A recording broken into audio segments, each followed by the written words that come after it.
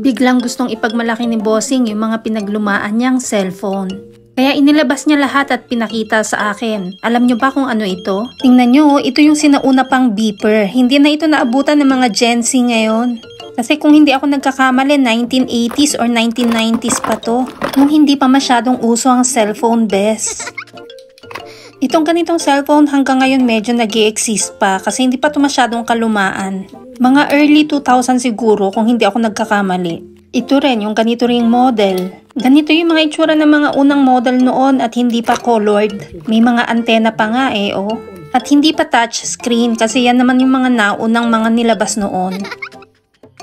Yung mga ganito talaga, mga pinakaunang cellphone noon, ang haba pa nga ng antena Saka ang kapal pa ng battery Ito talaga yung mga original na 1990s. Basta early 2000, mga ganun. Pero sa totoo lang, ang komportable ng mga keypads na mga ganitong cellphone noon. Sabi ni Bossing na charge pa raw ito kaya ipapakita niya sa atin kung paanong itsura pag chinarge. Ang kapal talaga ng battery Ang sarap makakita ng mga ganito.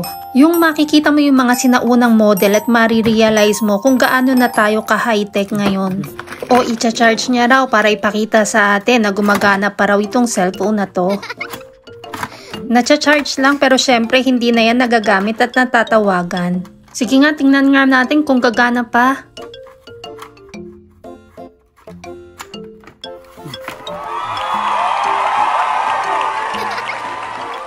Nai-charge pa nga.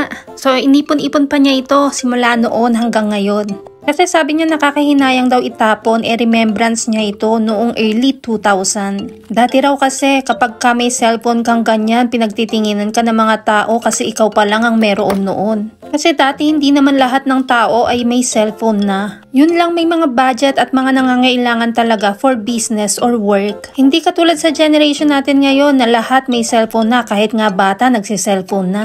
Pero sa totoo lang para sa akin mas maganda yung panahong wala pa tayong cellphone. Kasi yung mga bata pag nabobore, lalabas sa labas, maglalaro kasama ang mga kaibigan. Naglalaro ng patintero, may mga physical activities. Ngayon wala ka nang makitang ganun. Kung pwede lang maibalik ang dati, O sige na, dito na lang muna. Ang dami ko nang pinakita sa inyo. Anyong!